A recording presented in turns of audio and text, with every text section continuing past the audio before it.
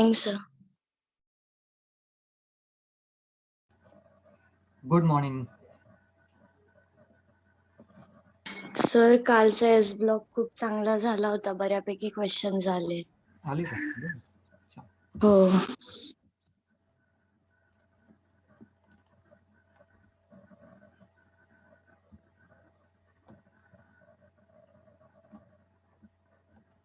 माझी एकच कंप्लेंट आहे तुमच्याकडनं की तुम्ही क्वेश्चन्स टाकत नाहीत. मग दरवेळेला मला असं शोधून शोधून क्वेश्चन घ्यावे लागतात की हे पोरांना येईल, हे नाही येणार. तेवढीच एक छोटीशी कंप्लेंट आहे तुमच्याविषयी. नाही आले की टाकत चला, डिस्कशन होईल.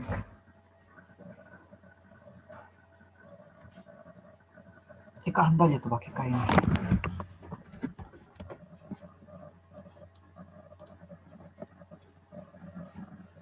ओके, सो आज हमारे दो काम है. एक तो ये चैप्टर स्टार्ट करना है पी ब्लॉक का. पूरा तो नहीं होगा, जितना होगा उतना. एंड सेकंड पॉइंट वाज कि हमें अब कल के जो चैप्टर हुआ ना उसके एमसीक्यूज लेने. तो ये दो काम हमें आज करने हैं. तो कल के एमसीक्यूज हम थोड़े से लास्ट में लेंगे क्योंकि वो कम ज़्यादा लेंगे तो कोई ज़्यादा टेंशन नहीं उसकी, और एस ब्लॉक है, ज़्यादा वेटेज नहीं उसको. ठीक है, तो वेटेज के हिसाब से भी उतना वो हेवी टॉपिक नहीं है. हाँ, पी ब्लॉक बहुत हेवी टॉपिक है. ठीक है, पी ब्लॉक दो हिस्सों में आपको मालूम है, 11th में भी है, 12th में भी है. तो पहले 3 या 4 ग्रुप इसमें आते हैं, 11th में आते हैं, और बाकी के जो रहे हुए 3 ग्रुप है वो दूसरे कैटेगरी में आते हैं, मतलब 12th में आते हैं. तो 1 बाय 1 देखेंगे. एंड क्लास 11th में आप सिलेबस भी देखो पी ब्लॉक का, तो वहाँ पे ट्रेंड पे ज़्यादा फोकस किया है, मतलब एटॉमिक साइज किसकी कम किसकी ज़्यादा होगी, इलेक्ट्रोनिगेटिविटी, बहुत सारी प्रॉपर्टीज पे ज़्यादा फोकस किया है, ना कि रिएक्शंस पे. लेकिन आप 12th में जाओगे तो रिएक्शन पे ज़्यादा फोकस किया है, ना कि प्रॉपर्टीज पे. ठीक है, तो ये सारी चीज़ें हैं. एक चीज़ है स्ट्रक्चर्स कैसे निकालते हैं, क्या निकालते हैं, कैसे फाइंड आउट करेंगे. तो आज अगर स्ट्रक्चर का पॉइंट आएगा तो मैं आपको एक्सप्लेन कर दूंगा कि कैसे निकालते हैं, क्या निकालते हैं. देखो, एक चीज़ क्लियर रखना, वो है रिडॉक्स रिएक्शन की ऑक्सीडेशन स्टेट कैसे कैलकुलेट करते हैं. ओके, तो वहाँ पे कंफ्यूजन बिल्कुल नहीं होना चाहिए, इजी पार्ट है. ओके, तो ये एक्सपेक्टेशन के साथ, और वो आता है इसके साथ में ये चैप्टर ले रहा हूँ. किसी को भी कैलकुलेशन में कहीं भी प्रॉब्लम आती है तो आपको बताना पड़ेगा. ठीक है, लेकिन ऑक्सीडेशन कंफर्म रखना है पहली बात. चलो, तो क्लास 11 का पी ब्लॉक स्टार्ट करते हैं. सबसे पहले ऑकरेंस थ्योरेटिकल पार्ट है. पी ब्लॉक में सबसे ज़्यादा ऑक्सीजन हमें मिलता है. Okay, then silicon obviously, and then बाकी के एलिमेंट्स एल्यूमिनियम, ये सारी चीज़ें हमें मिलती. तो ये तो एक हो गया. नेक्स्ट, अगर ये एबंडेंस के बारे में, इस ग्रुप के बारे में बात करें जो कि हमारा पी ब्लॉक में फर्स्ट ग्रुप है, पी ब्लॉक में, या फिर आप थर्ड ग्रुप कह सकते हो उसको, थर्ड ग्रुप है. तो इसको याद कैसे रखते हैं, बाल Gangadhar in Thailand. Okay, so ये ग्रुप में अगर अबेंडेंस देखें तो एल्यूमिनियम का सबसे ज़्यादा है ग्रुप में. ग्रुप में यूनिवर्स में देखा जाए या अर्थ पे देखा जाए तो ऑक्सीजन ज़्यादा है, then silicon, then aluminium third number पे आता है. अदरवाइज यहाँ पे तो ऐसे एल्यूमिनियम सबसे ज़्यादा पाया जाता है. ठीक है, अगर फिजिकल प्रॉपर्टीज़ की बात करें, देखो अभी हमने एस ब्लॉक है, इससे पहले प्रॉपर्टीज़ वगैरह पढ़ी है. अब यहाँ पे हमें सिर्फ कंपेरिजन करना है. ठीक है, आपको चीज़ों को याद रखना है. देखो, डेंसिटी फिजिकल प्रॉपर्टी है, तो लेकिन मैंने एक आपको आइडिया दिया था कि top to bottom density increases, तो यहाँ पे भी इंक्रीज हो रही है विदाउट एनी एक्सेप्शन. ठीक है, तो ऐसी चीज़ों को हमें लिंक करना है, इंटरलिंक करना है. ओके, सो एलिमेंट्स देखो, सो अपने सीक्वेंस से है. Atomic number obviously top to bottom increases, सवाल ही नहीं आता. एटॉमिक मास इंक्रीज ही होगा, एटॉमिक रेडियस इंक्रीज ही होगी, क्योंकि नंबर ऑफ ऑर्बिटल्स बढ़ते रहते हैं, तो यहाँ पे मतलब इरेगुलरिटी के चांसेस ना के बराबर रहते हैं. लेकिन एल्यूमिनियम एंड गैलियम में प्रॉब्लम आती है. ओके, एल्यूमिनियम गैलियम में. अच्छा, ये भी मैं बता देता हूँ क्यों आती है, कैसे आती है. Next point is ionization enthalpy, मतलब amount of energy required to remove electron. अब लेकिन यहाँ पे एटॉमिक साइज में गड़बड़ी है. ओके, तो इसको ध्यान में रखते हुए ज़्यादा डिफरेंस यहाँ पे नहीं हो सकता. देखो, अदरवाइज ये आयोनाइजेशन एंथैल्पी ये डिक्रीज ही होगी. Decrease in the sense electron बाहर निकालना बड़े एटम से सिंपल रहता है. ठीक है, तो बड़े एटम से इलेक्ट्रॉन बाहर निकालना सिंपल रहता है, वेरा छोटे एटम से इलेक्ट्रॉन बाहर निकालना मुश्किल रहता है। तो आप अगर ट्रेंड देखो तो जनरल ट्रेंड यही कहता है कि top to bottom ionization enthalpy decreases सारे एलिमेंट्स के लिए, मतलब सारे ग्रुप के लिए, और ये 13 ग्रुप के लिए भी ट्रू है। ओके, लेकिन यहाँ पे आपको दिखाई दे रहा होगा कि कुछ फ्लक्चुएशन है, यहाँ पे डिक्रीज होना चाहिए लेकिन यहाँ पे इंक्रीज हो गया। ओके, फिर डिक्रीज हुआ, फिर इंक्रीज हुआ। तो ऐसे क्यों होता है? तो इसका रीजन है पीरियोडिक टेबल में, एक मिनट ना अभी, हाँ देखो, तो अब ये पीरियोडिक टेबल में आप थोड़ा सा ऑब्जर्व करोगे ना, तो ये फर्स्ट सीरीज है, ठीक है, कोई प्रॉब्लम नहीं। Second series no issue, third series यहाँ तक सब प्रॉपर्टीज सेम आएंगी, लेकिन यहाँ पे गैलियम बहुत चेंज दिखाएगा, और रीजन है ये बीच का डी ब्लॉक बीच में आ गया, जो पहले एल्यूमिनियम के पहले नहीं था। एल्यूमिनियम के पहले डी ब्लॉक नहीं था, गैलियम के पहले अचानक से आ गया वो, तो ये डी ब्लॉक का इफेक्ट तो इस पे पड़ने ही वाला है। ओके, एग्जांपल देता हूँ, left to right atomic size decreases, right, तो यहाँ से डिक्रीज होगा, यहाँ पे कंटिन्यू होगा, ठीक है, यहाँ से डिक्रीज होगा, यहाँ से कंटिन्यू होगा, लेकिन यहाँ पे डिक्रीज होके यहाँ से कंटिन्यू नहीं होगा ना, यहाँ से डिक्रीज होते होते यहाँ पे भी decrease decrease decrease decrease decrease, तो यहाँ पे डिक्रीज होते होते ये इससे भी छोटा हो जाता है। ओके, सो ये जो बीच की जो डी ब्लॉक है ना, ये डी ब्लॉक की वजह से यहाँ पे गैलियम की टेंडेंसी या गैलियम की प्रॉपर्टी सडनली चेंज हो जाती है, ठीक है, रीजन है डी ब्लॉक। अच्छा, सिर्फ डी ब्लॉक ऐसा करता है? नहीं, डी ब्लॉक नहीं करता, ये भी करता है। एफ ब्लॉक है, अभी एफ ब्लॉक यहाँ से प्रेजेंट है, तो यहाँ पे सडनली आपको चेंज दिखाई देगा, ठीक है, इसके बाद यहाँ पे सडनली चेंज दिखाई देगा। तो याद रखना, एल्यूमिनियम एंड गैलियम प्रॉपर्टी को फॉलो नहीं करेंगे, मतलब गैलियम प्रॉपर्टी को फॉलो नहीं करेंगे यहाँ पे, और यहाँ पे टी आई फॉलो नहीं करेंगे। ओके, क्योंकि डी एंड एफ ब्लॉक, तो कौन से दो एलिमेंट हमने पकड़े? Gallium and thallium. तो आप देखो, गैलियम एंड थैलियम, ये डिक्रीज हो रहा था, सडनली इंक्रीज हो गया, डिक्रीज हो रहा था, सडनली इंक्रीज हो गया, ठीक है। तो पीरियोडिक टेबल में ही उसके रीजंस है, and D and f block उसके रीजंस है, जिसकी वजह से ये प्रॉपर्टी को डायरेक्ट हम एक्सेप्शन बेसिकली कह ही नहीं सकते उस चीज को, लेकिन चलो आपके बुक में तो उसको एक्सेप्शन के तौर पे डाला गया है, लेकिन ये रीजन है कि डी एंड एफ ब्लॉक का प्रेजेंस इसको अफेक्ट करता है अच्छा खासा। तो ये हो गया first ionization enthalpy.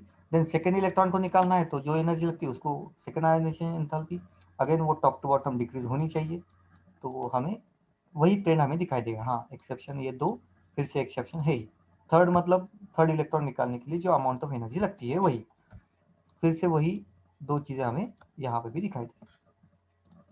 Now next point is electronegativity. Electronegativity का मतलब होता है कि शेयर्ड पेयर ऑफ इलेक्ट्रॉन, मतलब कोवैलेंट बॉन्ड है तो वहां से शेयर्ड पेयर ऑफ इलेक्ट्रॉन खींचना, राइट, खींचना। अब इलेक्ट्रोनेगेटिविटी फोकस करो, मैं तो कहता हूँ इसको याद ही कर लो। बोरॉन की इलेक्ट्रोनेगेटिविटी 2.0 है। ओके, अच्छा ये ग्रुप तो ज्यादा इंपॉर्टेंट नहीं है, लेकिन फिर भी 2.0 है। Then top to bottom electronegativity should decrease, okay, should decrease, लेकिन यहाँ पे फिर से fluctuation, sudden decrease, then increase, then increase, then increase. Reason है कि मेटेलिक कैरेक्टरिस्टिक्स बढ़ती है ना, पीरियोडिक टेबल में आप देखोगे तो एल्यूमिनियम वगैरह जो है ना, उसको मेटल्स में ज्यादा, देखो इसका कलर भी अलग रहता है ना, ये वाला पार्ट ऐसे, ठीक है, हम ऐसे लिखते हैं ना इसको, क्योंकि ये मेटेलिक प्रॉपर्टी दिखाते हैं। तो एक्चुअली ये है क्या? इसका रिफ्लेक्शन है, ठीक है। नेक्स्ट वन, इलेक्ट्रोनेगेटिविटी याद रखना, लेकिन बोरॉन की 2.0 है। Next one, density top to bottom increases, यहाँ पे रेगुलर हमारा था तो यहाँ पे भी सेम फॉलो करता है। Next, melting point boiling point guess करना थोड़ा सा मुश्किल है, लेकिन आप यहाँ पे अगर देखें तो इंक्रीज देन डिक्रीज देन फिर से कंटिन्यूसली इंक्रीज, तो थोड़ा सा एबनॉर्मल है आप कह सकते हो। Then this point continuously decreasing, okay, तो यहाँ पे इंक्रीज डिक्रीज इंक्रीज डिक्रीज के बाद एक कंटिन्यूस डिक्रीज है, यहाँ पे भी डिक्रीज है। फिजिकल प्रॉपर्टीज को गेस करना मुश्किल जाता है। नेक्स्ट सेकेंड ग्रुप है 14 ग्रुप। 14 ग्रुप का कार्बन, सिलिका, ये सारी एलिमेंट्स, एटॉमिक नंबर इंक्रीज होगा, no issue, atomic mass increase होगा, एटॉमिक रेडियस कंटिन्यूसली इंक्रीज होगा। अब यहाँ पे जो उसके बाद का एलिमेंट जो था, गैलियम का बाद का एलिमेंट, वो एलिमेंट ये था ना, ये एल्यूमिनियम के बाद का है, ठीक है, यस, गैलियम के बाद ये जीई जर्मेनियम। तो यहाँ पे जर्मेनियम हो या लीड हो, वो वैसी प्रॉपर्टी नहीं दिखाएंगे, ठीक है, क्योंकि वो इफेक्ट इन पे हुआ, गैलियम पे एंड ये Ti पे, थैलियम में शायद, तो उस पे इफेक्ट हुआ, लेकिन उसका इफेक्ट कंटिन्यू नहीं होता, ठीक है, कंटिन्यू नहीं होता। तो यहाँ पे थोड़ा सा करेक्शन आ गया, जो अपने ओरिजिनल सीक्वेंस में चला गया सारे एलिमेंट्स की प्रॉपर्टी। तो यहाँ पे आप देख सकते हो अभी एटॉमिक रेडियस हो गया, आयनिक रेडियस भी top to bottom increases. Ionization enthalpy आप अगर देखोगे तो ये कंटिन्यूसली डिक्रीज हो रहा है, ओके। हाँ, अब लास्ट में थोड़ा सा इंक्रीज हुआ, लेकिन ये इंक्रीज मतलब आप दो कंडीशन इसको पकड़ सकते हो ये लास्ट के इंक्रीज के लिए, एक शील्डिंग इफेक्ट भी उसका रीजन होता है, तो लास्ट में हमें थोड़ा सा इंक्रीज मिलता ही है, तो चलो ठीक है। लेकिन बहुत सारी प्रॉपर्टी आप देखो एक लाइन पे आ गई इसके बाद, तो ये कंटिन्यूसली डिक्रीज हो रहा है, ओके। तो ऐसे कंटिन्यूसली होता है, ये डिक्रीज हो रहा है, ओके, फोर्थ भी डिक्रीज होगा। Next point electronegativity, top to bottom हम इलेक्ट्रोनेगेटिविटी को क्या कहते हैं, top to bottom electronegativity decreases, क्योंकि नॉन मेटल्स ऊपर स्ट्रांग रहता है, नीचे मेटलिक कैरेक्टरिस्टिक स्ट्रांग रहती है, तो ऊपर के इलेक्ट्रोनेगेटिविटी ज्यादा रहेगी। ऑब्जर्व करने वाली बात, कार्बन की इलेक्ट्रोनेगेटिविटी 2.5 है, याद रखना इस चीज को, पूरी ऑर्गेनिक केमिस्ट्री में इस पे लेने वाला। तो कार्बन की इलेक्ट्रोनेगेटिविटी 2.5 है, ठीक है, बोरॉन की 2 थी, बाकी 1.8 मैक्सिमम कंपाउंड्स। नेक्स्ट डेंसिटी, ये सीधा साधा चल रहा है, डेंसिटी का कोई इशू नहीं है, टॉप टू बॉटम इंक्रीजेस, तो कोई इशू नहीं है यहाँ पे। मेल्टिंग पॉइंट के बारे में अगर बात करें तो यहाँ पे कंटिन्यूसली डिक्रीजिंग है। अब ये सारी जगह पे ये एक्सेप्शन दिखा रहा है, कौन सा, ये लीड, ठीक है, melting point decreases, boiling point also decreases. तो ये एकदम सीधा एलिमेंट है 14 ग्रुप का, एक यहाँ पे एक इसको छोड़ा जाए तो सब चीज़ें सही है, कोई उसमें प्रॉब्लम नहीं है, ठीक है। मतलब 13 के बाद 14 ग्रुप ने ही सारे प्रॉपर्टीज को अपनी ओरिजिनल फॉर्म में लाके खड़ा कर दिया।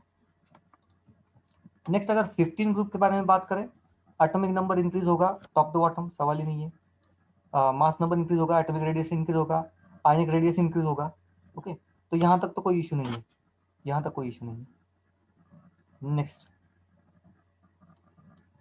आयोनाइजेशन एंथैल्पी देखो, ionization enthalpy top to bottom again decreases, okay, again decreases this point also. हाँ, लास्ट में देखो यहाँ पे प्रॉब्लम आ ही रही है, ओके। वो शील्डिंग इफेक्ट का रिजल्ट रहता है, शील्डिंग इफेक्ट सारे ग्रुप ये सारे मेंबर्स दिखाएंगे। अब ये यहाँ पे भी top to bottom decreases. Electronegativity, nitrogen value देखो 3.0, फॉस्फोरस की वैल्यू देखो 2.1, मतलब फॉस्फोरस कार्बन रिएक्ट होंगे तो carbon is more electronegative than phosphorus, okay. तो नाइट्रोजन फॉस्फोरस याद रखना, ये दो एलिमेंट्स। तो अब मैंने अभी तक आपको 4 एलिमेंट्स बता दिए, ठीक है, 4 एलिमेंट्स बता दिए और 5-6 एलिमेंट्स बताऊंगा, ओके। सो ये electronegativity top to bottom decreases, कोई इशू नहीं। हाँ, density top to bottom increases straightforward, okay. Melting point पहले इंक्रीज देन डिक्रीज, यहाँ पे भी यहाँ पे भी नहीं बोल सकता, यहाँ पे कंटिन्यूसली इंक्रीजिंग हो रहा है। देखो ये मेल्टिंग पॉइंट बॉइलिंग पॉइंट मुश्किल ही जाता है, मतलब ये फिजिकल प्रॉपर्टी है, कोई डिटरमाइन नहीं कर सकता, स्ट्रक्चर वगैरह उस पर बहुत सारे फैक्टर है। डेंसिटी दिखाता है, मतलब एक लगभग एक स्ट्रेट फॉरवर्ड हमें प्रॉपर्टी दिखाता है। यहाँ पे भी आप जनरल प्रॉपर्टी देखोगे तो एक लाइन में है या रेगुलर है, okay, except some values.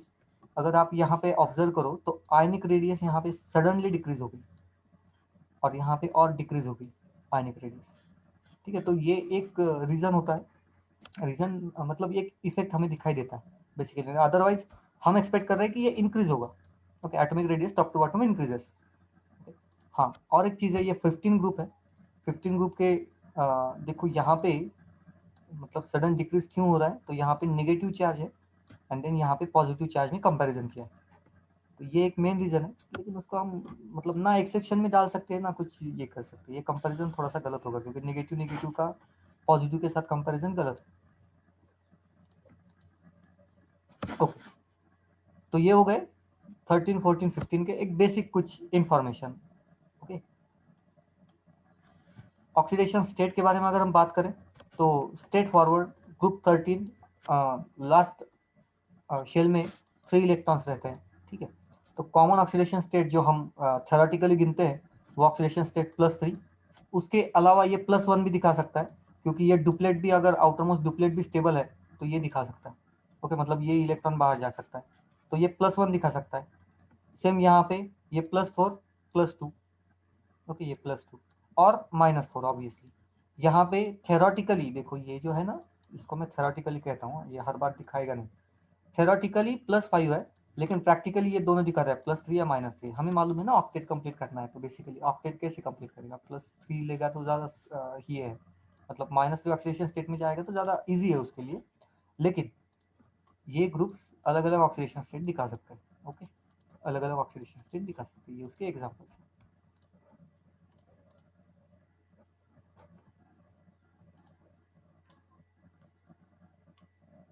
Okay, तो ये पीरियोडिक टेबल, ये तो आपको मालूम है, कोई इसमें ये नहीं। नाउ प्रॉपर्टीज के पास हम जाते हैं। किसी को कोई डाउट है यहाँ तक? एक जनरल प्रॉपर्टीज है या पूरा इंफॉर्मेशन है इसके बारे में, डी ब्लॉक के बारे में? नहीं है doubt?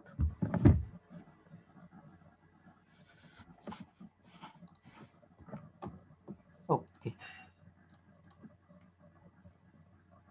Next point was physical properties of group 13। तो ग्रुप 13 के बारे में फिलहाल तो बात करेंगे, मतलब बोरॉन फैमिली के बारे में। Nuclear radius of TI in somewhat bigger than indium because of the lanthanide compression. तो यहाँ पे दोनों कॉम्प्रेशन का इफेक्ट होता है, लैंथेनाइड एंड डी ब्लॉक के कॉम्प्रेशन का भी इफेक्ट होता है, वो तो बता दिया मैंने।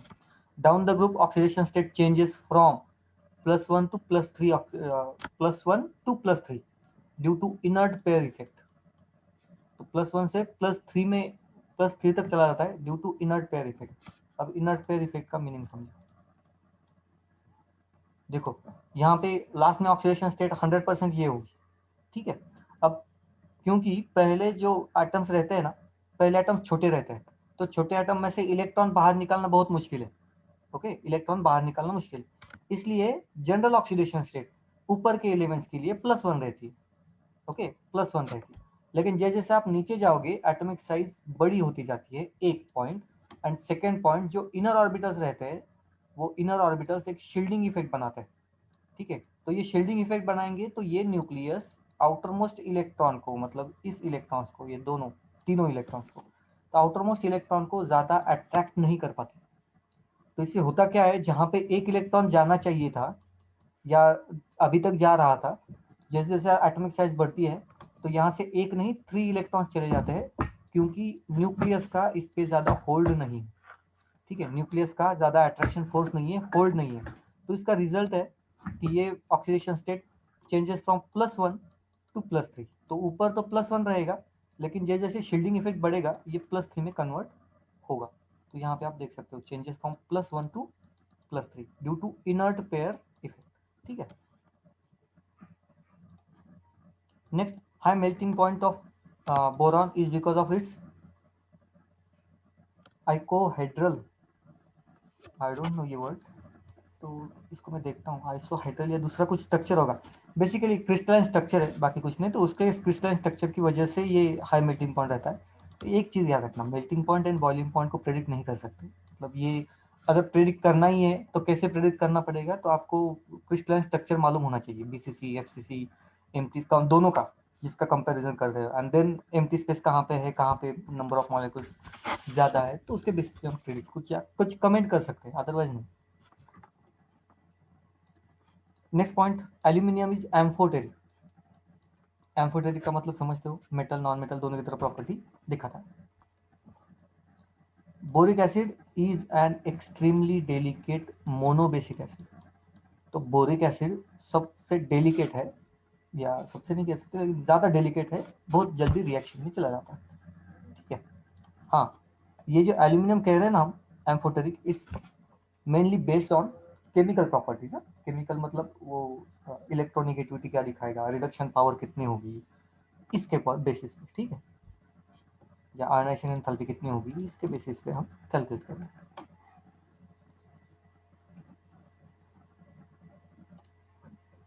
ओके, सो बोरॉन, बोरिक एसिड का हो गया। नेक्स्ट पॉइंट, अगेन फिर से केमिकल प्रॉपर्टीज है। तो यहाँ पे आप अभी ऑक्साइड्स देख सकते हो, और ऑक्साइड्स के लिए ये ट्रेंड याद रखना, ठीक है। ऑक्साइड्स के लिए ट्रेंड याद रखना, किसी भी ग्रुप में टॉप के जो ऑक्साइड्स, पी ब्लॉक में टॉप के जो ऑक्साइड्स होते हैं वो जनरली एसिडिक होते हैं, ठीक है, टॉप के एसिडिक होते हैं। बीच में एम्फोटेरिक एंड लास्ट में बेसिक। ओके, तो ये कोई भी ऑक्साइड हो, ये कोई भी ऑक्साइड्स हो, तो उसके लिए ये जनरल प्रॉपर्टी हमें दिखाई देती है। अब ये हर बार दिखाई देगा आपको, हर बार, ऊपर के एसिडिक, बीच के एम्फोटेरिक, नीचे के बेसिक। तो वन बाय वन काम करते हैं। देखो, बोरॉन एसिडिक, देन ये एम्फोटेरिक, बाकी के दो एल्यूमिनियम गैलियम, प्रॉपर्टी भी उनकी मेटल की तरह होती है थोड़ी बहुत, एंड देन बेसिक। ये कंसेप्ट को याद रखना है, मतलब ये सीक्वेंस को। Group 13 element shows elements with oxygen is thermodynamically inert. तो एक बार ये ऑक्साइड बन गए तो ये रिएक्शन में जल्दी जाते नहीं है, ठीक है, ये स्टेबल कंपाउंड बन जाता है। ओके, बोरॉन, एल्यूमिनियम, इनके elements. Boron act as non metal chemically, तो केमिकली ये नॉन मेटेलिक, ये नॉन मेटेलिक लिखना चाहिए, non metallic chemical. Oxides of aluminium and gallium are amphoteric, तो ये तो एम्फोटेरिक है ही, ऊपर से बेसिक से स्टार्ट होगा। Anhydrous aluminium chloride AlCl3, AlCl3 is utilized as an impurity in few organic reactions, और इम्प्योरिटी की जगह पे ये कुछ जगह पे तो कैटलिस्ट की तरह भी काम करते हैं, कैटलिस्ट की तरह। रीजन क्या होता है, ये जो ग्रुप है, सपोज AlCl3 भी आप कैलकुलेट कर लो, तो AlCl3 के आउटर मोस्ट शेल में 6 इलेक्ट्रॉन्स रहता है, जो कि ऑक्टेट कंप्लीट नहीं है। ऑक्टेट कंप्लीट नहीं है तो ये 2 इलेक्ट्रॉन्स लेने के चक्कर में रहते हैं हर बार।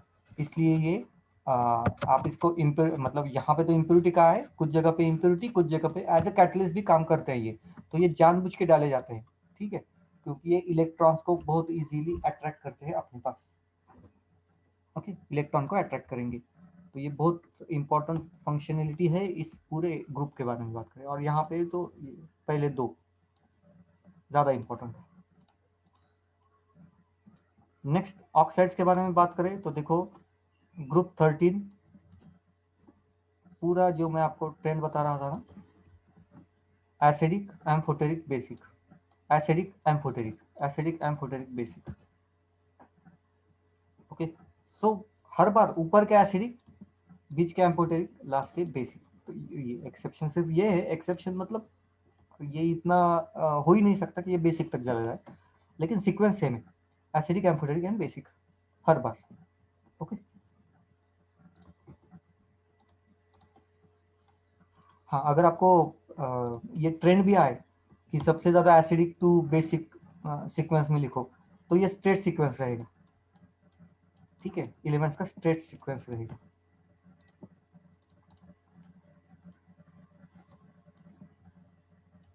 Next point, reactivity towards air या फिर ऑक्सीजन। तो ग्रुप 13 के बारे में बात करें, अच्छा ग्रुप 15 का, एक मिनट ना, ये क्या होगा ग्रुप 15, चलो देखते हैं। ओके, सो ग्रुप 13 का कोई भी एलिमेंट ले लो, ऑक्सीजन के साथ रिएक्शन करेगा। अच्छा, ये क्या बनाएगा, कैसे बनाएगा, ये तो ऑक्सीडेशन स्टेट पे डिपेंड है। ओके, ऑक्सीडेशन यहाँ पे थोड़ा सा कैलकुलेट कर लेंगे, ऑक्सीडेशन स्टेट को भी हम देख लें सपोज। तो यहाँ पे -6, यहाँ पे +3 ऑक्सीडेशन स्टेट। ओके, यहाँ पे बात करें तो ये -3, अगेन यहाँ पे +3। यस, सिंपल तो है, कोई इसमें कोई नई बात है ही नहीं ना। नाइट्रोजन के साथ एंड ऑक्सीजन के साथ सिंपल रिएक्शन दिखाएंगे, ठीक है। अब एक मिनट ना, शायद ये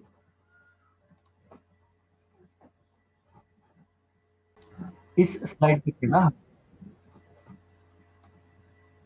रिएक्टिविटी देखो, तो स्ट्रेट फॉरवर्ड है रिएक्टिविटी, ठीक है, ऑक्सीजन नाइट्रोजन के साथ साथ एकदम सिंपल केमिकल रिएक्शन दिखाते हैं, तो कोई उसमें मुश्किल बात नहीं है।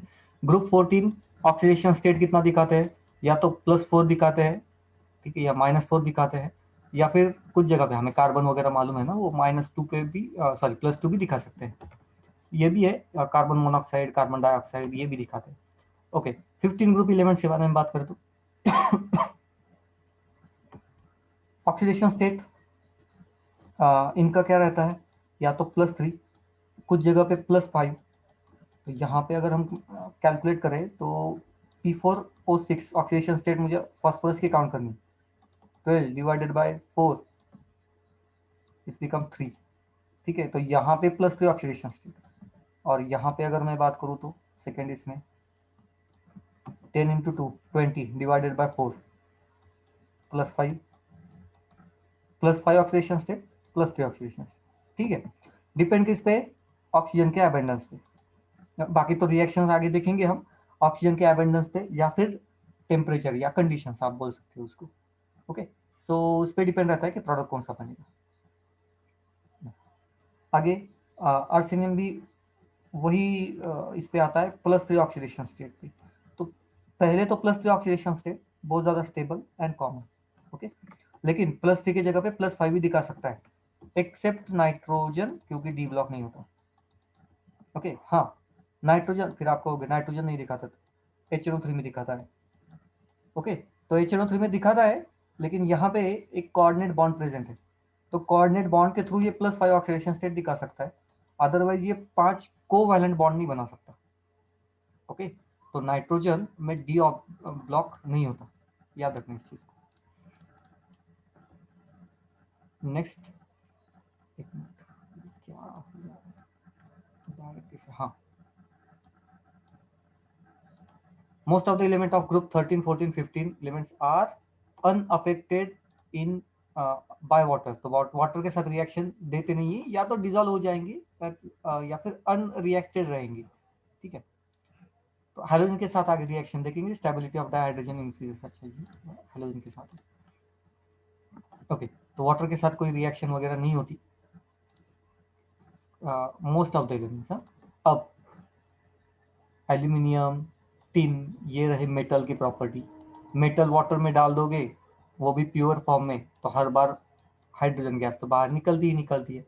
ये तो मेटल की टेंडेंसी है, और इसीलिए तो हमने इसको नॉन मेटल्स में भी नहीं डालते, मेटल्स में भी नहीं डालते, ठीक है। ये कुछ प्रॉपर्टीज है, एम्फोटेरिक कहते हैं ना हम एल्यूमिनियम को, एसएन को, मतलब टिन को। तो ये यहाँ पे हमें रिफ्लेक्ट हो रहा है, अभी मेटेलिक प्रॉपर्टीज यहाँ पे अभी रिफ्लेक्ट होना स्टार्ट हो गई। नेक्स्ट, हाइड्रोजन के साथ रिएक्शन स्टेट फॉरवर्ड रिएक्शन है, जो भी एलिमेंट होगा हाइड्रोजन के साथ अपना कोवैलेंट बॉन्ड बनाएगा एज पर ऑक्सीडेशन स्टेट के हिसाब से, ओके। तो कोई इश्यू यहाँ तक भी नहीं, स्टेट फॉरवर्ड रिएक्शन है, ठीक है। तो ये रिएक्शन विथ हाइड्रोजन हो गया। नेक्स्ट, अगर हम बॉन्ड के बारे में बात करें तो ये बहुत इंपॉर्टेंट है ग्रुप 14 के लिए specifically, carbon carbon silica silica. तो यहाँ पे आप देखो कार्बन कार्बन बॉन्ड की बॉन्ड एंथैल्पी देखो, बहुत अच्छी है, ठीक है। ये जो वैल्यू है बहुत अच्छी वैल्यू है, ये ज़्यादा है। सिलिका सिलिका बॉन्ड एनर्जी बहुत अच्छी है, जर्मेनियम जर्मेनियम अच्छी है, ठीक है। टिन टिन अच्छी बॉन्ड। इसका मतलब क्या है कि ये मतलब ये कार्बन कार्बन बॉन्ड बहुत स्ट्रांग है और इसको ब्रेक करना बहुत मुश्किल है, ठीक है। बॉन्ड बहुत स्ट्रांग है, और इसको एक पर्टिकुलर नाम था, क्या नाम है मुझे वो कंसेप्ट का नाम नहीं याद आ रहा। सेल्फ लिंकिंग होता है ना, उसको कुछ कहते हैं, सेल्फ लिंकिंग। कैटिनेशन। कैटिनेशन, शायद कैटिनेशन, हाँ कैटिनेशन। तो ये कैटिनेशन अच्छे दिखाते हैं, ठीक है। ये जहाँ पे कार्बन कार्बन बॉन्ड मतलब सेल्फ लिंकिंग ज़्यादा होगा, और यहाँ पे ये स्ट्रांग भी है, तो ब्रेक करना बहुत मुश्किल है, ओके। वैल्यूज देख लो, कार्बन की वैल्यू अच्छी खासी है, और यही रीज़न है कि ऑर्गेनिक केमिस्ट्री में कार्बन कार्बन बॉन्ड को इतनी जल्दी ब्रेक नहीं करते बिना रीजन के, ओके। तो ये तो हो गया, ये डायमंड का कहाँ चला गया, हाँ ये हो गया स्टेबिलिटी, ये इसके बारे में, बॉन्ड के बारे में। Now stability of dihalides increase down the group due to increase in inert pair effect. Dihalides, अच्छा ये तो ठीक है। डायहैलाइड्स की stability increases down the group, मतलब F2Cl2 ये प्रॉपर्टीज, लेकिन यहाँ तक हम नहीं जाएंगे फिलहाल, इस पॉइंट का या इस चैप्टर का ये पॉइंट है ही नहीं।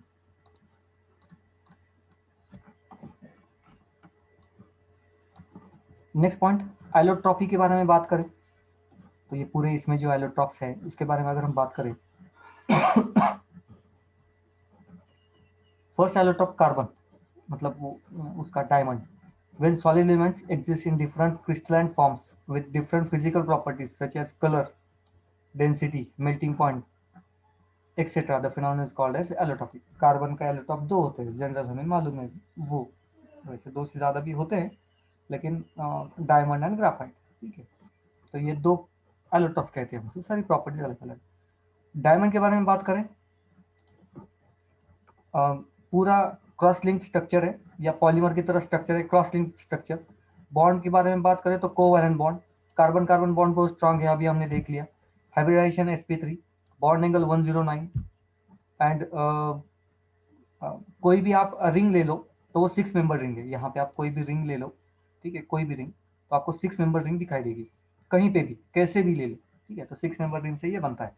नेक्स्ट, कार्बन के आउटरमोस्ट शेल में 4 इलेक्ट्रॉन्स है एंड चारों के चारों इलेक्ट्रॉन्स बॉन्डिंग में, तो फ्री इलेक्ट्रॉन्स एक भी नहीं।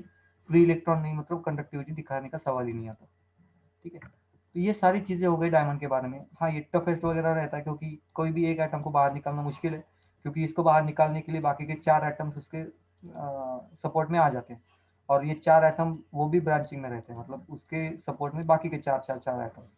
तो ये बहुत मुश्किल जाता है, मतलब एक कार्बन के पीछे 4 कार्बन, 1 2 3 4, एंड हर एक कार्बन के पीछे अगेन 1 2 3 4 कार्बन। ओके, तो ये बहुत मुश्किल जाता है इसको निकालना।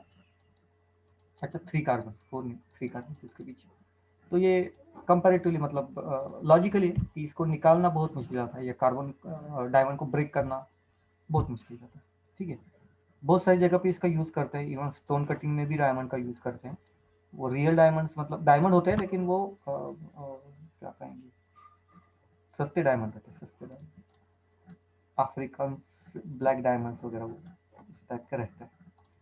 कार्बन का सेकेंड एलोट्रॉप है ग्राफाइट। अब ये इतना इंपॉर्टेंट क्यों है? ग्राफाइट के प्रॉपर्टीज एकदम अलग है। कोई मुझे इसका हाइब्रिडाइजेशन बताएगा? सपोज ये एक एलिमेंट ले लो, ये ग्राफाइट का एक कार्बन, हाइब्रिडाइजेशन क्या होगा इसका? एनीवन?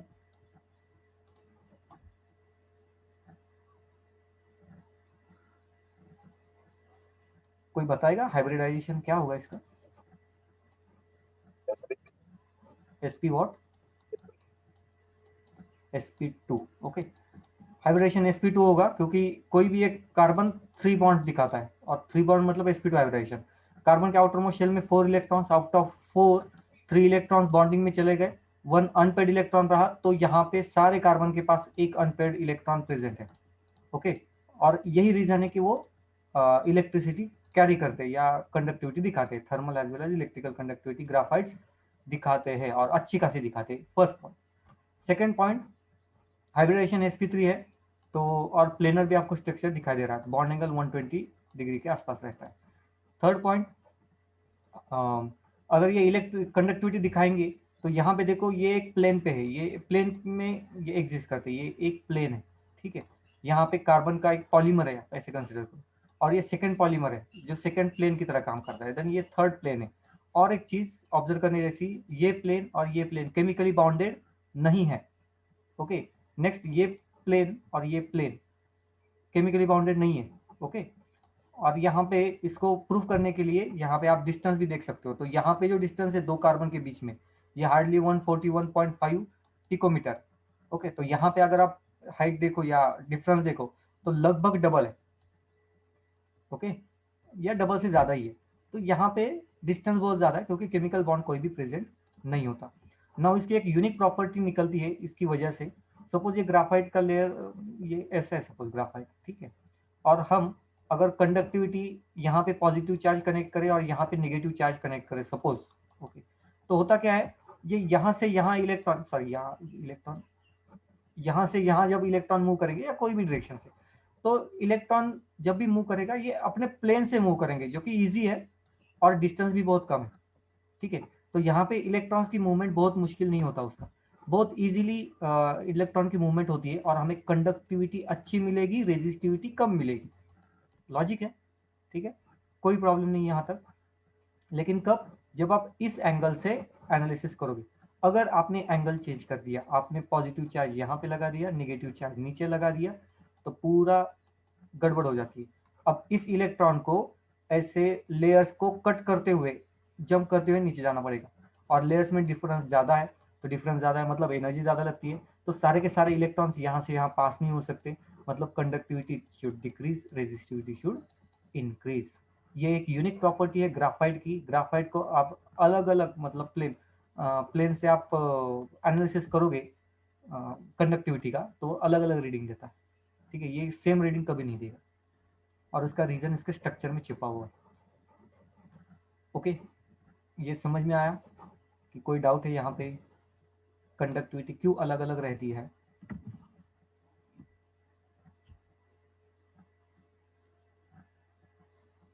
किसी को कोई डाउट? नहीं सर।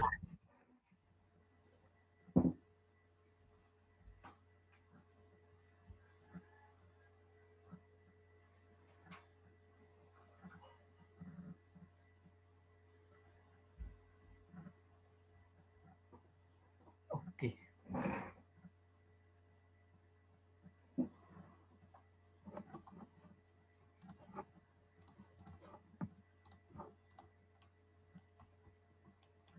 ये पूरी डिटेल मैंने इसमें नहीं डाले, हाँ, थ्योरेटिकली में इसमें नहीं डाले।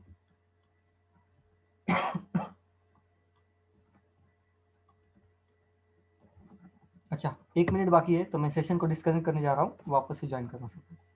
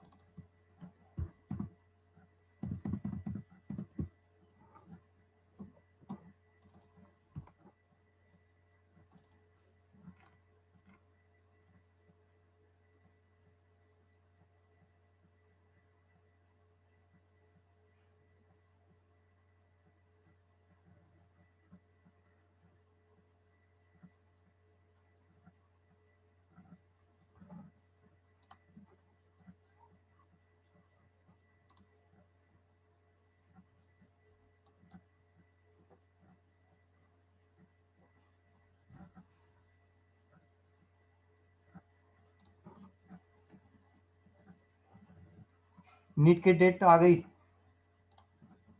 सबको पता चल गई ना? कितने? 12?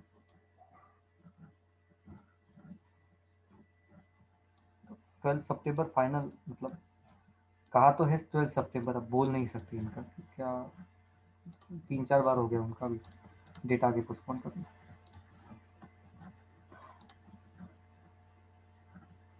चलो ठीक है।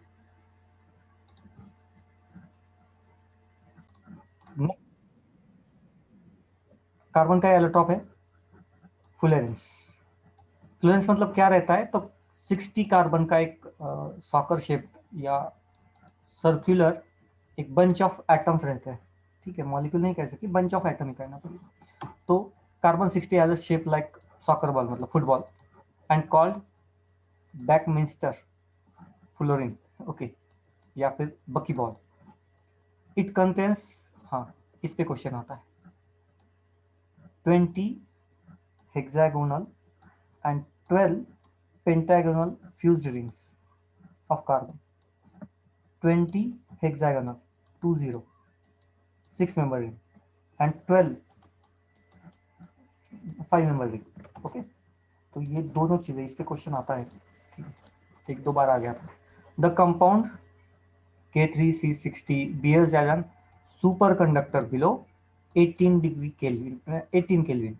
तो ये सुपर कंडक्टर की तरह काम करते हैं। टेम्परेचर आप देख सकते हो बहुत कम टेम्परेचर है, तो कोई सवाल ही नहीं इस पर।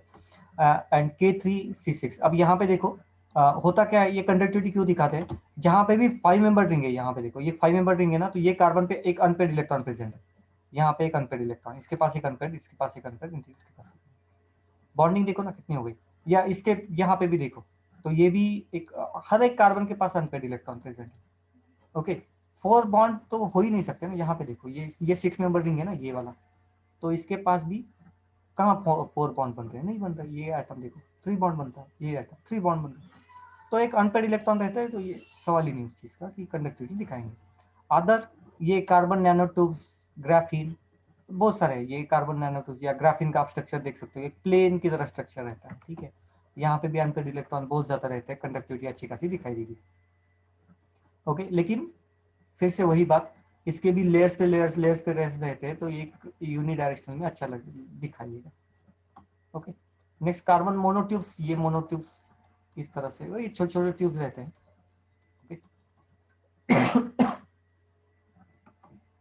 डायमीटर वगैरह बहुत कम है, तो ये नैनो ट्यूब्स बेसिकली।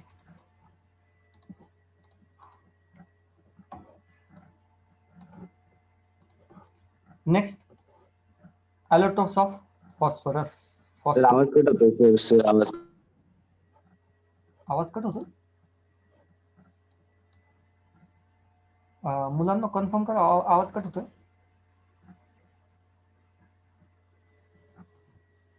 आवाज कट होतोय का रेग्युलर येतोय? एकदम फ्लो मध्ये येतोय का व्यवस्थित? रेग्युलर नाही येतोय? नहीं अभी फ्लो सर। में आ रहा है सर, पहले नहीं आ रहा था पिछली वाली स्लाइड पे। अच्छा, अभी आ रहा है, पहले नहीं आ रहा था। ओके, अभी तो क्लियर है ना? कंटिन्यू करू ना? कृष्णा कंटिन्यू करू ना? सर आधीची साईड काहीच नाही ऐकली सर. ही का? हा, पुढची. ही का? Sir nano tube. हा, नॅनो ट्यूब्स. हा, अच्छा, ही ना? ओके ओके, रिपीट करतो, रिपीट।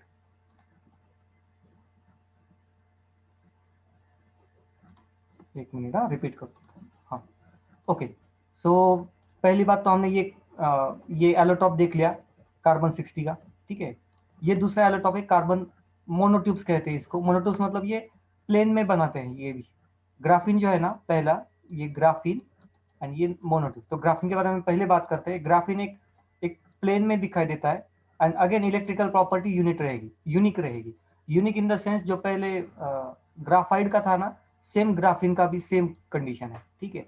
तो ये लेयर्स बनाएंगे तो फिर से वही प्रॉब्लम आएगी कि कंडक्टिविटी जो है वो एक डायरेक्शन में अच्छी दिखाई देगी और दूसरे डायरेक्शन में कंडक्टिविटी कम दिखाई देगी, ठीक है। तो ये यूनिक इलेक्ट्रिकल प्रॉपर्टी हमें दिखाता है ग्राफीन, ठीक है, ग्राफाइट की तरह। Next carbon nano tubes. तो आप यहाँ पे डिस्टेंस से ही पता कर लगा सकते हो कि इसकी साइज बहुत कम है, 1 नैनोमीटर की तरह बहुत छोटी साइज है।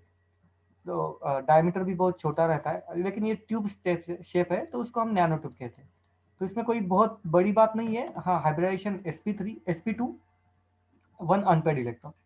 ओके, तो यहाँ तक तो ये सिंपल सा पॉइंट है, बहुत मतलब मुश्किल नहीं है, या फिर इसमें ज़्यादा भी डिटेल में हमें अभी तक तो स्टडी नहीं है, ठीक है।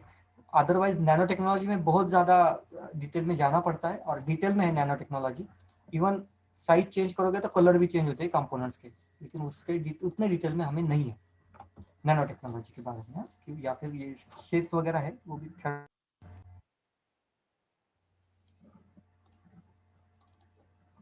शायद मेरी तरफ से ही इंटरनेट को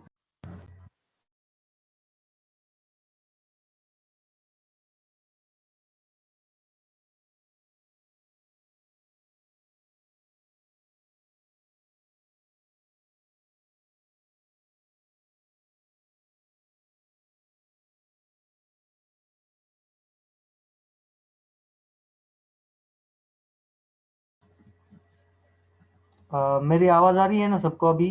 क्लियर एकदम? Yes sir. ओके, चलो। तो इसको क्या करना है, रिपीट करना है क्या? कौन था? कृष्णा, रिपीट करना है क्या? कि ये समझ में आ गया क्या है इसका हल पीपीटी का? ये समझ गया सर।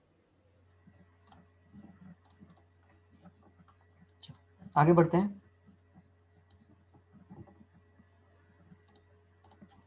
Allotropes of phosphorus. तो फास्फोरस के एलोट्रॉप्स के बारे में बात करते हैं। अच्छा, एक काम करते हैं, यहाँ पे कंटिन्यू करने से बेहतर है कि मैं इसको आगे, यहाँ से आगे कल कंटिन्यू करूंगा। एलोट्रॉप्स वगैरह है, बहुत सारे एलोट्रॉप्स है, और एलोट्रॉप्स के साथ साथ मुझे ये भी आपको बताना है कि ये स्ट्रक्चर्स वगैरह, स्ट्रक्चर तो कंपेरेटिवली सिंपल है, लेकिन ये स्ट्रक्चर, अब ये स्ट्रक्चर कैसे फाइंड आउट करोगे, ठीक है। कुछ स्ट्रक्चर्स है जिसको आपको थोड़ा सा कैलकुलेट करना पड़ता है, या कैसे कैलकुलेट करेगी ये कल थोड़ा सा बता दूंगा मैं आपको, ठीक है। केमिकल स्ट्रक्चर प्रॉपर्टीज कैसे होते हैं, क्या होते हैं, तो ये कल बता दूंगा। अभी जो बाकी है उसके हिसाब से अगर मैं बात करूं तो पेंट में जाएंगे, और एमसीक्यूज लेंगे, ठीक है। ये गए हम पेंट में, लेते हैं थोड़ी बहुत एमसीक्यूज कल के टॉपिक के ऊपर।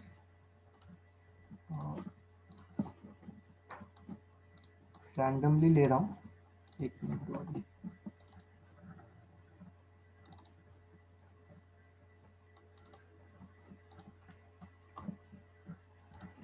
ये कौन से बेसिस पे लूँ आप, ये भी मेरी एक प्रॉब्लम है। एक मिनट, हाँ एक नई बुक में देख रहा हूँ।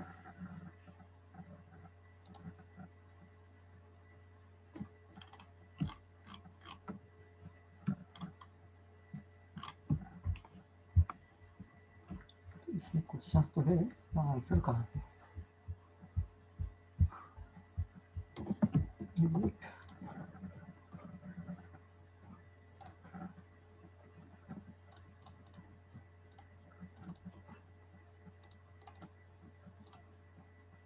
अच्छा, ये जो पीपीटी है, इस पीपीटी में मैंने ये पॉइंट्स नहीं डाले, एनोमलस बिहेवियर, क्योंकि वही 5-5 पॉइंट रिपीट होते हैं और उसके कुछ इफेक्ट्स हैं, ठीक है। तो एनोमलस बिहेवियर यहाँ पे आपने ऑब्जर्व किया होगा अभी तक शायद, कि एनोमलस बिहेवियर यहाँ पे नहीं डाले गए, ओके। तो थोड़ा सा मतलब ध्यान रखना कि कौन कौन से पॉइंट्स है, कौन कौन से नहीं है। क्वेश्चन आता है, आपको नहीं आते तो 100% हम वो उसको लेंगे, कोई इशू नहीं। चल, कुछ क्वेश्चन डायरेक्ट कॉपी पेस्ट कर रहा हूँ, ट्राई करो सॉल्व करने के लिए।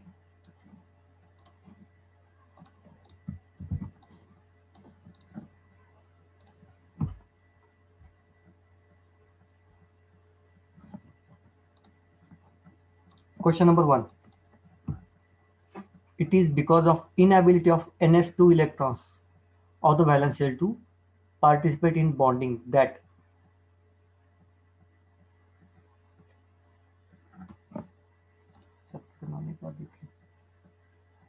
हाँ,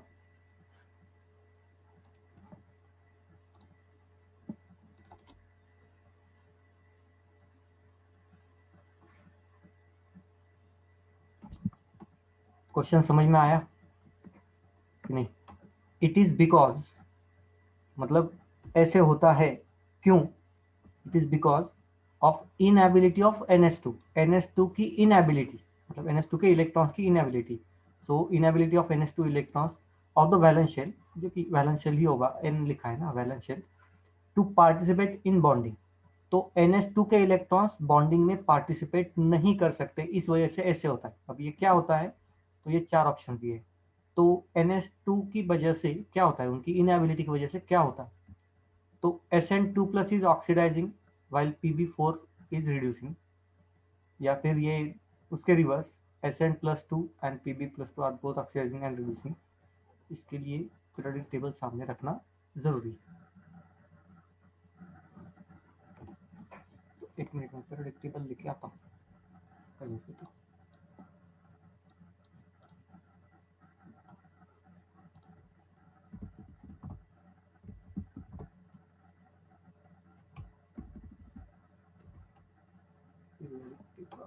इमेज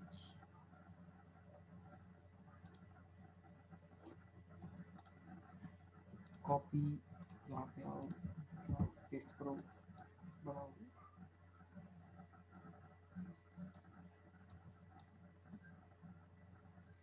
कोई भरोसा नहीं इंटरनेट का, कौन सा इंटरनेट फास्ट चले कोई बोल नहीं सकते।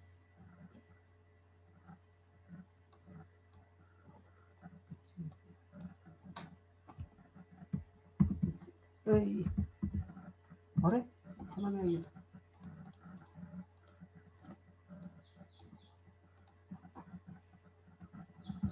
क्या है? अरे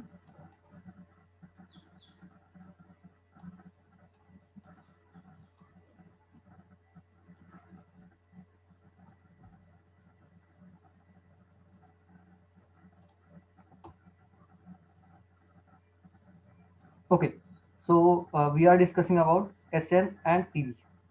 तो ये ग्रुप आपको ये हाईलाइट हो रहा है कि नहीं, ये वाला पार्ट, ठीक है, दिस वन। तो यहाँ पे NH2 की वजह से ये चीजें नहीं हो सकती या कुछ ये नहीं होता, तो क्या नहीं होता कोई बताए। अब चलो ये ठीक है, ये थोड़ा सा क्वेश्चन मुश्किल है, वर्डिंग में ही इतना टाइम जा रहा है। मुझे एक चीज बताओ, इनएबिलिटी ऑफ NH2, NH2 की इनएबिलिटी कहाँ पे सबसे ज्यादा होगी, SN या PB? पीबी। PB में होगी, ओके। नेक्स्ट पॉइंट, यहाँ पे देखो अभी SN oxidizing, PB reducing, both oxidizing, एक ऑक्सीडाइजिंग एक रिड्यूसिंग, ऐसे बोला है। तो कार्बन, ये कार्बन की फैमिली है, तो इलेक्ट्रॉनिक कॉन्फ़िगरेशन इसका NS2 NP2 होगा, यहाँ तक तो सबको समझ में आता है, ठीक है, ये तो लॉजिकल चीज है। नाउ ये अगर ये रिड्यूसिंग या मतलब ऑप्शन में देखो, ये रिड्यूसिंग या ऑक्सीडाइजिंग है, ये भी ऑक्सीडाइजिंग या रिड्यूसिंग है, बाकी कुछ तो है नहीं उसमें। तो अगर मैं SN के बारे में बात करूँ, मतलब एक एलिमेंट को ले रहा हूँ, मैं कोई भी एक एलिमेंट को ले रहा हूँ, ठीक है, उसकी ऑक्सीडाइजिंग पावर मुझे अगर ढूंढनी है, अगर यहाँ पे +2 दिया है ना, तो +2 के ऑक्सीडेशन, +2 का ऑक्सीडेशन होगा, मतलब क्या होगा, लॉस ऑफ इलेक्ट्रॉन, तो ये इलेक्ट्रॉन दे सकता है, ओके। या फिर ऑक्सीडेशन मतलब लॉस ऑफ इलेक्ट्रॉन, तो 2 इलेक्ट्रॉन देगा, -2 इलेक्ट्रॉन हो जाएंगे, लेकिन इसका रिडक्शन मतलब 2 इलेक्ट्रॉन लेगा ये, ठीक है, ऑक्सीडेशन एंड रिडक्शन। लेकिन ये रिड्यूसिंग बोला है, मतलब ये रिड्यूसिंग एजेंट या ऑक्सीडाइजिंग एजेंट की तरह बात कर रहे हैं, ठीक है। तो इसका मतलब क्या हो गया, ये अगर ये रिड्यूसिंग है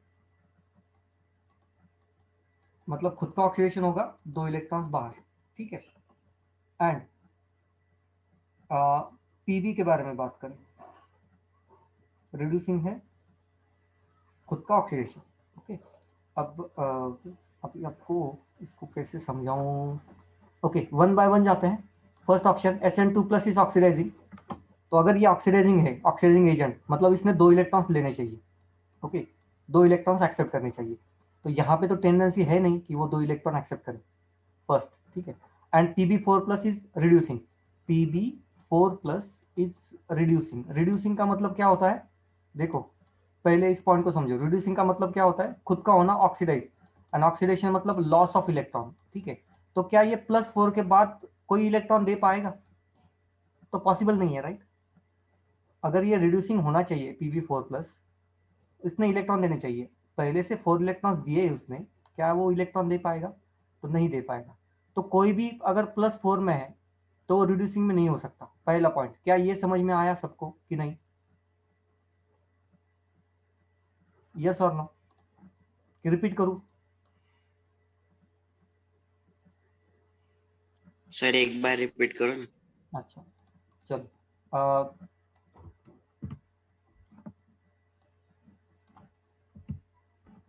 रिपीट करता हूँ। ये पूरे कार्बन फैमिली है, तो इलेक्ट्रॉनिक कॉन्फ़िगरेशन है वो NS2 NP2 होगा सबका, ठीक है, NP2 होगा, यहाँ तक कोई डाउट नहीं है। अब ये कोई भी एलिमेंट हो, फिर वो SN हो या PB हो, अगर वो +4 में है, +4 में, सपोज मैं यहाँ पे फर्स्ट ऑप्शन में PB है इसलिए मैं PB ले रहा हूँ, आप SN भी ले सकते हो, कोई इशू नहीं। अगर आप PB लेते हो और उसका +4 में कन्वर्ट करते हो, +4 में, ठीक है, कार्बन के मेंबर्स ऑक्सीडेशन स्टेट मैक्सिमम जो दिखाते हैं पॉजिटिव में, वो +4 ही दिखाते हैं, क्योंकि आउटर मोस्ट शेल में +4 इलेक्ट्रॉन ही है, तो ये +4 से ज्यादा मतलब 4 इलेक्ट्रॉन से ज्यादा और इलेक्ट्रॉन नहीं दे सकते। इतना तो लॉजिक क्लियर है। तो कार्बन मैक्सिमम +4 ही ऑक्सीडेशन स्टेट बना सकता है, या कार्बन की पूरी फैमिली, +4 से आगे वो नहीं जा सकते, क्योंकि आउटर मोस्ट शेल में उतने ही इलेक्ट्रॉन्स हैं, ठीक है। तो अब ये इलेक्ट्रॉन यहाँ पे हमें एक एलिमेंट मिला, PB+4 दिया है उन्होंने यहाँ पे फर्स्ट ऑप्शन में, और उन्होंने कहा है कि वो रिड्यूसिंग है, मतलब रिड्यूसिंग एजेंट है। अब रिड्यूसिंग एजेंट खुद का करता है ऑक्सीडेशन, एंड ऑक्सीडेशन मतलब लॉस ऑफ इलेक्ट्रॉन। तो अगर इसको रिड्यूसिंग एजेंट की तरह काम करना है तो खुद का होना चाहिए रिडक्शन, सॉरी, रिड्यूसिंग एजेंट की तरह काम करना है तो खुद का होना चाहिए ऑक्सीडेशन, एंड खुद का ऑक्सीडेशन मतलब लॉस ऑफ इलेक्ट्रॉन। तो ऑलरेडी जो +4 ऑक्सीडेशन स्टेट में है, क्या और एक इलेक्ट्रॉन वो दे सकता है, तो नहीं दे सकता। क्या ये यहां तक क्लियर हो गया? अच्छा, ये PB रहे या SN रहे, दोनों में अब ये रिड्यूसिंग एजेंट की तरह काम नहीं कर सकते, क्योंकि उन्होंने मैक्सिमम इलेक्ट्रॉन जो देने की परमिशन थी उनको, उन्होंने वो पहले से दे रखी है +4 स्टेट में। Clear enough? यस और नो? सर मतलब PV4 रिड्यूसिंग एजेंट है। रिड्यूसिंग एजेंट की तरह काम नहीं कर सकता। अच्छा मुझे एक बात बताओ, घर वालों ने आपको कहा है कि आपके पास 10 रुपए दिए हैं खर्च करके, तो ठीक है, वैसे ही कार्बन के पास, कार्बन फैमिली में आउटरमोस्ट शेल में 4 इलेक्ट्रॉन्स है, और 4 इलेक्ट्रॉन्स वो एलिमेंट अपने हिसाब से खर्च कर सकते हैं, मतलब कोवैलेंट बॉन्ड बना सकते हैं, आयनिक बॉन्ड बना सकते हैं, जो भी करना है, या इलेक्ट्रॉन दे देना है तो दे सकते हैं, लेकिन कितने? सारे के सारे नहीं, सिर्फ आउटरमोस्ट शेल के 4 इलेक्ट्रॉन्स। यहाँ तक समझ में आ गया? ये तो सही है। Yes sir. अब हमारे पास जो एलिमेंट है वो Pb4+ है। अब 4+ चार्ज का मतलब क्या होता है? उन्होंने 4 इलेक्ट्रॉन्स दे दिए, right? Yes.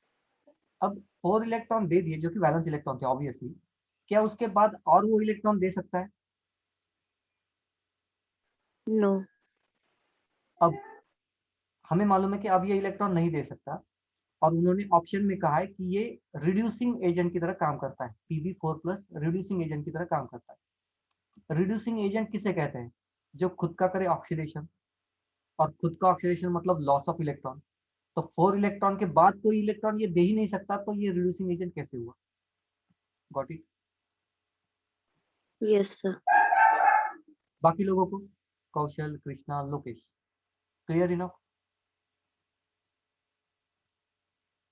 Yes sir. Sir हम यहाँ पे इलेक्ट्रोनेगेटिविटी यूज कर सकते हैं? नहीं। वैसे तो आप मतलब देखने को देख सकते हैं, लेकिन कोई काम की नहीं है। इलेक्ट्रोनिगेटिविटी देखना काम की नहीं है, क्योंकि ऑप्शन हमें ये चेक करना है कि ऑप्शन सही है कि गलत। ओके, तो यहाँ पे Pb4+ अब और इलेक्ट्रॉन नहीं दे सकता, इसलिए वो रिड्यूसिंग की तरह काम नहीं करेगी। ठीक है, तो ये फर्स्ट ऑप्शन गलत हो गया, मतलब ये पॉसिबल नहीं है। ठीक है, तो कोई भी कार्बन ग्रुप का मेंबर जो कि +4 स्टेट में है, वो अब रिड्यूसिंग की तरह काम नहीं कर सकता। ये तो क्लियर हो गया। ठीक है, कोई भी +4 की, तो यहाँ पे आप देख सकते हो ये भी रिड्यूसिंग की तरह काम नहीं कर सकता। तो first option and third option हमारा आंसर नहीं रहेगा। ठीक है, ऑप्शन नहीं रहेगा। नाउ अब यहाँ पे बी एंड डी, तो कोई भी एक ले लो। बी को देखो, Sn2+ एंड Pb2+, तो यहाँ पे 2 इलेक्ट्रॉन दिए। अब दोनों भी इलेक्ट्रॉन ऑक्सीडाइजिंग एंड रिड्यूसिंग दोनों तरफ भी काम कर सकते हैं, लॉजिकली देखा जाए तो। उसको बाद में हम थोड़ा सा देखेंगे कि नीचे है वो एलिमेंट्स। ओके, सो अब यहाँ पे देखो, +2 both are oxidizing and reducing. ये तो थ्योरेटिकली अच्छा लगता है, ठीक है, समझने के लिए कि चलो ठीक है, 2 इलेक्ट्रॉन से 2 ले भी सकते हैं, दे भी सकते हैं, लेकिन ग्रुप की टेंडेंसी के बारे में बात करें तो ये नॉन मेटल्स में आता है। और यहाँ पे अगर हम टेंडेंसी के बारे में बात करें तो अब ये मेटेलिक कैरेक्टरिस्टिक्स आनी स्टार्ट होगी। मेटेलिक कैरेक्टरिस्टिक्स आनी स्टार्ट हो गई। ओके, एक पॉइंट। सेकेंड पॉइंट, दोनों भी सेम बिहेवियर या ऑक्सीडाइजिंग एंड रिड्यूसिंग नहीं दिखाते। ऑब्वियसली एक अनबैलेंसिंग होगा। ठीक है, एक अनबैलेंसिंग होगा। +4 ऑक्सीडेशन स्टेट में जो भी है वो रिड्यूसिंग एजेंट का काम नहीं कर सकता, मतलब वो इलेक्ट्रॉन दे नहीं सकता। अब ये सिर्फ इलेक्ट्रॉन ले सकता है, it can accept only electron. ठीक है, ओनली इट कैन एक्सेप्ट, और इलेक्ट्रॉन एक्सेप्ट मतलब खुद का रिडक्शन या ऑक्सीडाइजिंग एजेंट, जो कि यहाँ पे। और हमें जब ये दोनों आंसर गलत ये समझ में आया, तभी आप थोड़ा सा लॉजिक लगाते तो ये आपको समझ में आता कि डी आंसर। हालांकि क्वेश्चन मुश्किल था, लेकिन समझ में आ गया ना, क्वेश्चन समझ में आ गया ना क्या कहना है इनका। क्वेश्चन डिफिकल्ट है मानता हूँ, लेकिन समझ में आ गया। हाँ सर। ओके, ठीक है। सर एकदा फक्त नाही का SN2+ रिड्यूस कसं झालं तेवढं एक सांगा. KPचं कळलं मला. ओके, Sn2+ रिड्यूस कैसे होगी? तो कोई भी कंपाउंड, अब ये रिड्यूसिंग का आया, रिड्यूसिंग का मतलब खुद का ऑक्सीडेशन, दूसरे का रिडक्शन। ओके, रिड्यूसिंग का मतलब क्या है? रिड्यूसिंग का, रिड्यूसिंग एजेंट, खुद का करता है ऑक्सीडेशन, और ऑक्सीडेशन मतलब क्या होता है, Sn2+, ऑक्सीडेशन मतलब लॉस ऑफ इलेक्ट्रॉन, -1 या 2 इलेक्ट्रॉन चले जाने चाहिए। इसकी कैपेसिटी 4 इलेक्ट्रॉन देने की है, मतलब ये मैक्सिमम +4 स्टेट में जा सकता है। फिलहाल वो +2 स्टेट में है, तो क्या ये 2 इलेक्ट्रॉन दे सकता है, तो यस ये 2 इलेक्ट्रॉन दे सकते हैं। ओके, ये 2 इलेक्ट्रॉन दे सकते हैं, तो ये रिड्यूसिंग एजेंट की तरह काम कर सकता है। Okay, where as Pb4+, 4 electron उसने दे दिए ना, तो और ये इलेक्ट्रॉन दे नहीं सकता, मतलब खुद का ऑक्सीडेशन नहीं होगा, रिड्यूसिंग की तरह काम नहीं करेगा, लेकिन ये उल्टा कर सकता है, खुद का रिडक्शन कर सकता है, ऑक्सीडाइजिंग एजेंट की तरह काम कर सकता है, इसलिए डी ऑप्शन। ओके, बहुत ये कंपैरेटिवली इजी क्वेश्चन नहीं था, ठीक है, मैं मानता हूँ इस चीज को, लेकिन ऐसे क्वेश्चन भी आएंगे। ओके, थोड़ा सा इसको ट्राई करता हूँ,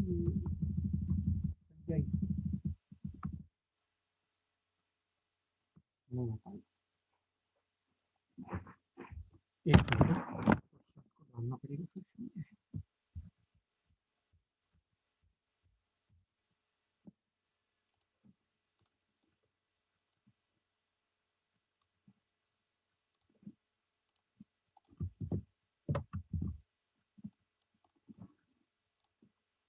Boric acid is an acid because its molecular dash dash dash.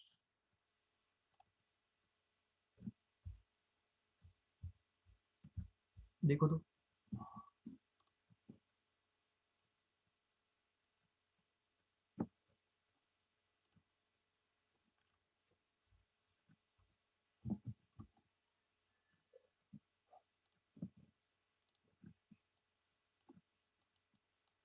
अगर मैं ऐसे लिखूं तो कंफ्यूज हो जाएगा सब लोग,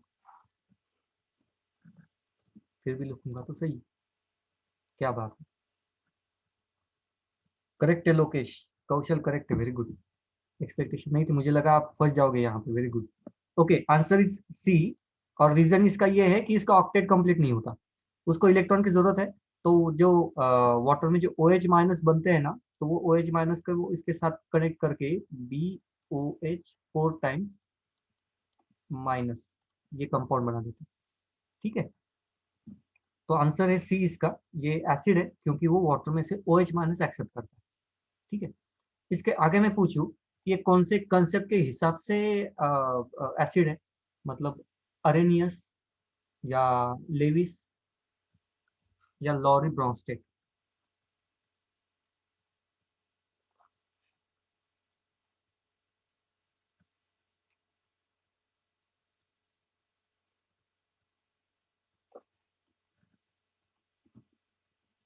नो,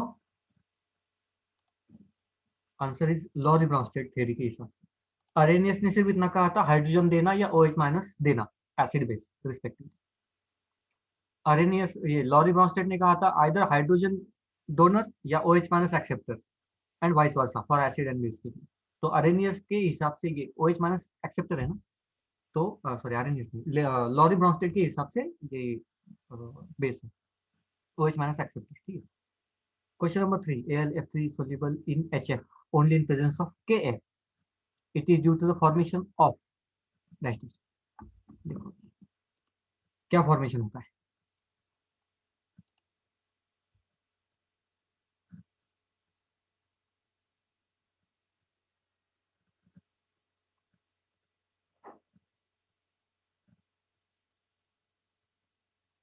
थोड़ा दिमाग लगाओ,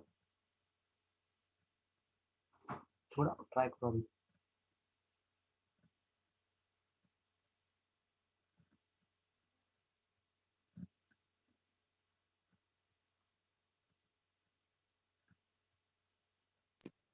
sir KF as a catalyst है ना? कैटलिस्ट नहीं बोल सकते, ये रिएक्शन में पार्टिसिपेट करता है।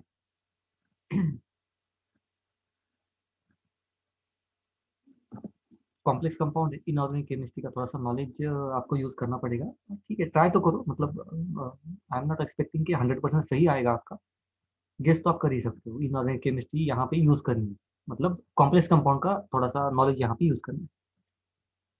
ओके, ठीक है, तो अब देखो, हाँ मैं जो बता रहा हूँ, हाइड्रोजन जनरली कॉम्प्लेक्स फॉर्मेशन में पड़ता नहीं, छोड़ दो जनरली, ठीक है। सेकंड पॉइंट, एल्यूमिनियम अगर ये 6 फ्लोरीन इसके आउटरमोस्ट शेल में आते हैं ना, तो ये स्टेबल हो जाएगा। कोऑर्डिनेशन नंबर इसका 6 रहता है एल्यूमिनियम का, कॉम्प्लेक्स कंपाउंड में जाता है तो, अगर आपको मालूम है तो ठीक है, नॉलेज है तो ठीक है।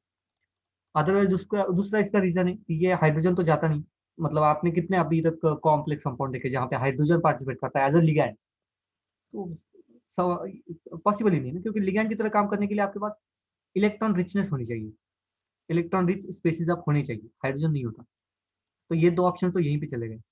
अच्छा, ये एल्यूमिनियम हाइड्रोजन के साथ कंपाउंड बनाना, मतलब ये तो ये लॉजिकल तो वैसे भी नहीं है।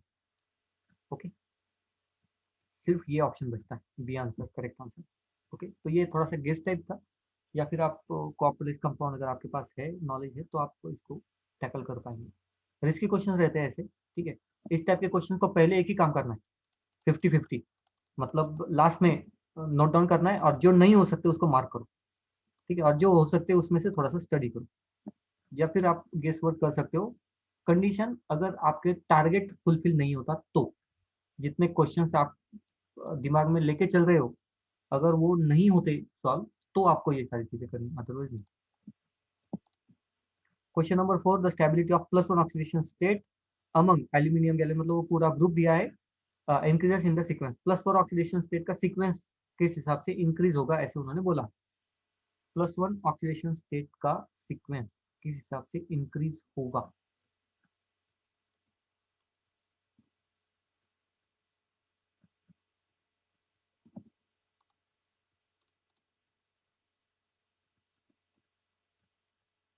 ओके,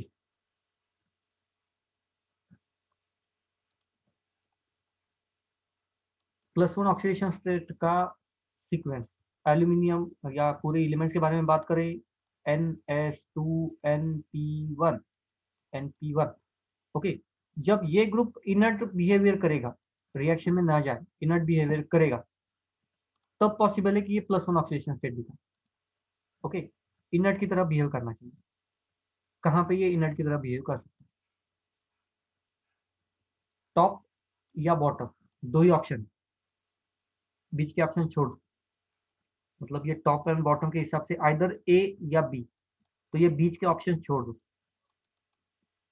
ओके, तो अच्छा, बोरॉन कौन सा दिखाता है, +1 दिखाता है कि +3 दिखाता है oxidation state, common oxidation state boron की या एल्यूमिनियम की, ऐसे नहीं मालूम तो ऐसे बताओ, कॉमन ऑक्सीडेशन स्टेट क्या होती है, +3 होती है ना, +1 दिखाई कभी एल्यूमिनियम +1 ऑक्सीडेशन स्टेट में, ना के बराबर।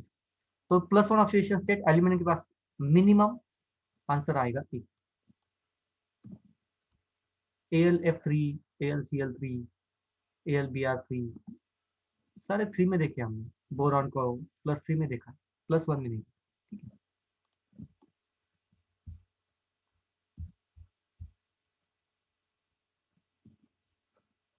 कुछ क्वेश्चंस डालता हूँ।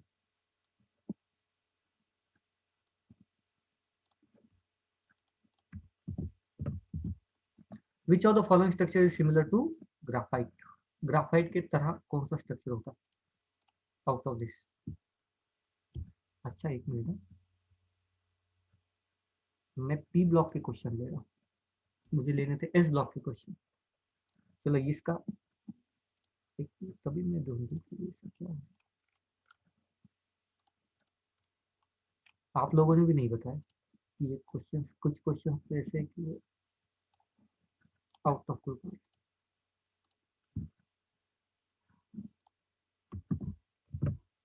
हाँ,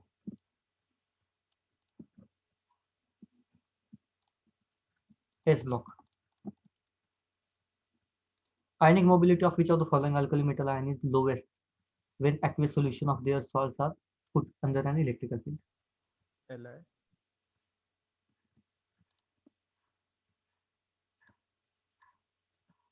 वो तो सी है, Ln।